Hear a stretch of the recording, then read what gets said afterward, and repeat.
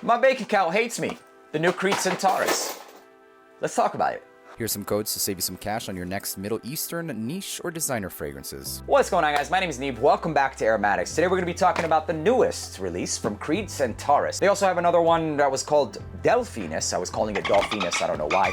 Ignorance, basically. I just didn't know. But no, Centaurus and Delphinus. I actually got to sniff this one pre-release. As you can see in the short here, I walked in Neiman's and it actually smelled really good. So the newest releases from Creed. Both of these were retailing at around $400 or something like that. And I was gonna pre-order a few of them, but I would rather wait. Fortunately enough, I had somebody who was selling some of these offer me to, I bought it, basically. So the last release from Creed was the Absolute Aventus, and it smells really good. Genuinely smells really good. Whether or not it's worth it is very subjective, but for me, I like it, I have it, and I will, honestly, I don't regret buying this one. Yes, it's hefty in the price tag. That's luxury, bro. It is what it is. So keeping it subjective as always, we're gonna just be breaking down the scent profile. What does it smell like? And in the end, we're gonna be talking about whether or not I think it's worth it. So in the end, maybe you'll have a better idea of whether or not it is for you. So moving on to the scent profile and the fragrance in itself. As you guys can see, the color gradient and it's kind of going for something a little bit different. This whole red, I'm colorblind as shit. God, please, I hope to God it is red, okay? But the red, I would imagine, signifies amber. My God, if it's not red, this whole thing is just gonna crumble. But it signifies amber, warm,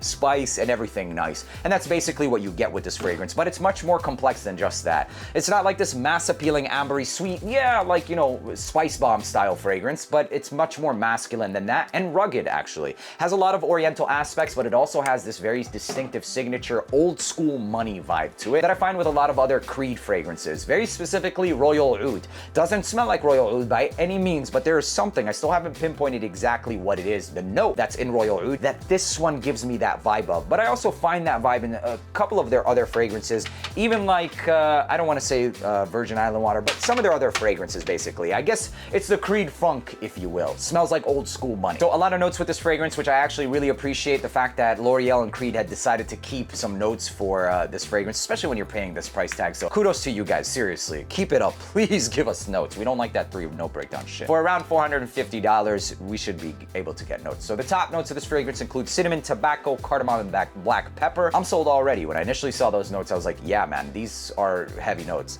And in the mid, we've got notes of sandalwood, patchouli, heliotrope, jasmine, and geranium. And in the base, we've got bourbon vanilla, ambroxan, benzoin, tonka bean, and tolu balsam. So you see we have some oriental vibes here, and it absolutely is present and evident at hefty dose in this fragrance. So I'm all for it, man. It's ambery, it's resinous, it's powdery, it's vanillic, it's tobacco and spice. That's basically what it smells like. It's the best way to put it together. And in terms of like that funk that I was mentioning earlier on, it doesn't necessarily have any resemblances to Royal Oud, but I think it's just the common notes that they use across the boards. Obviously, you're gonna get a very distinctive similarity between any fragrance brand. This one being one of those fragrance brands, basically. It could be that they're using the same exact sandalwood, the same exact patchouli across the boards, and that's the similarity that you're gonna end up getting. So that's what I get with this one. But for the most part, it opens up like this familiar, mass appealing, while still offering you their signature to it, kind of giving you the whole luxury vibe of like, oh, I haven't smelled this before. It's that funk. It's exactly what it is. And it's significant enough to justify this one being different enough. Initial blast is where you're gonna be sold or not on this fragrance. You get that spice, the cardamom, the peppers. You really have to enjoy those warmer fragrances with the undertone of this oriental, waxy, powdery styled myrrh. There's a couple of different aspects to this one that take it to the powdery realm, and there are a couple of other aspects that do the whole waxy. So you have the sandalwood, you also have some patchouli, the ambroxan. This is gonna kind of help contribute to the whole powdery vibe. And then you have heliotrope along with some of those resins, kind of giving it more of like this softness. So it's something that starts off spiced, powdery, the cinnamon, etc., and it starts to kind of melt basically into a more waxy style fragrance, starting off spicy, masculine, rugged, and powdery, while also still having that hefty dose of those resins and just exactly like I said, melting basically. I wouldn't call this a gourmand fragrance by any means. It's the tobacco along with a lot of that dry woods and the resins that keep it from that realm, but the vanilla nature of this is actually pretty addicting as well. So masculine, warm, oriental. It is actually very oriental and rich. This is a rich ass fragrance. fragrance. The significance of the tobacco is actually pretty high, and if I had to narrow it down to like the 3 most significant accords, it's going to be the spices, the tobacco, and the ambers, and that's basically what this one translates into. It's a spiced tobacco and amber fragrance. Tobacco, cinnamon, and those resins. Vanillic, obviously, resins come with vanillic, but yeah, basically. Warm, spicy, ambery, vanillic, powdery. I mean, there's a lot of aspects to this fragrance, but it in turn just takes me into the realm of like a warm tobacco spice fragrance, basically. Not necessarily having any resemblances to like Spice Bomb Extreme when people think of something like that. That's child's play in comparison to the accords that you're gonna get with this one, having more authentic accords. There's nothing wrong with Spice Bomb Extreme by any means, but the premium you're paying with this, you're absolutely gonna sense it. The accords, there's much more attention to details. There are different things you can discern and pick out, and it's gonna be more polarizing, way more polarizing than something of Spice Bomb Extreme. So absolutely having no resemblance to Spice Bomb Extreme by any means, but rather those successful style DNAs, this is going to be in that realm. I absolutely love it. Performance for Centaurus. In terms of the longevity, this is one that gave me above average. The range being 6 to 10 hours, whereas this one was easily 8 to 9, maybe even 10 hours. In terms of the projection, I would place it at moderate, being on the higher side of that. So moderate is 2 to 3 feet, with high being above 3 feet. This was almost high, at least for the first hour, and then after that, it was kind of just a scent bubble.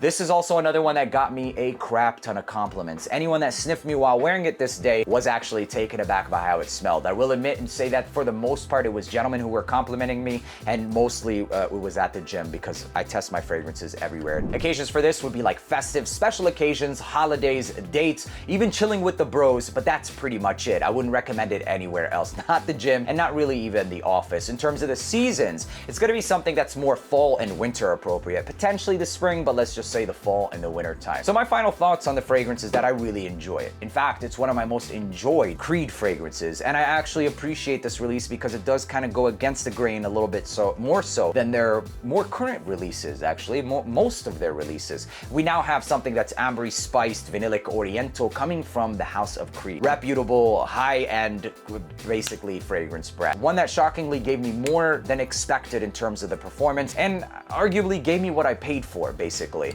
Now, whether or not it's worth it for you at $450 is completely up to you. I spent the money, I did feel like I got a premium, and the scent experience was everything. So on initial impression, it's easy to be like, spray it on, okay, whatever, man. $450? No, but it's the wearing experience, the compliments, the overall vibe that I got with this one that was worthy of paying that price tag. Now, is it gonna hit discounters? Potentially, but even then, I mean, at discounters, I would say it's absolutely worth it if you like those warm style fragrances. I've seen a couple of comparisons or people that have been comparing it to Boundless, and sure, I can see the resemblances, but there are a lot of different aspects to both. Boundless having more elemi, there's like a fruitier, brighter citrus top to something like Boundless, and also it has a difference in the woods. Like, you've got vetiver and papyrus in the base of Boundless, so it kind of seems a bit more brittle, not nearly as amber heavy and centric as this one. This one, you can honestly smell that Tolu balsam right from the top. The balsamic nature to it is what's really prominent from the top. And in fact, I think it's that balsam at the top, the slight acidity, that's going to turn people either on or off right from the beginning. But I highly recommend, gentlemen, that you try this by spraying it on. Please don't go there and just sniff it off the atomizer, because I don't think you're gonna appreciate it. That balsam might turn some people off. Spray it on, live with it, let it rest, and watch how it develops, and check out your experience from there. That's it. That's pretty much it, you guys. Centaurus, it's a solid 9 out of 10 for me.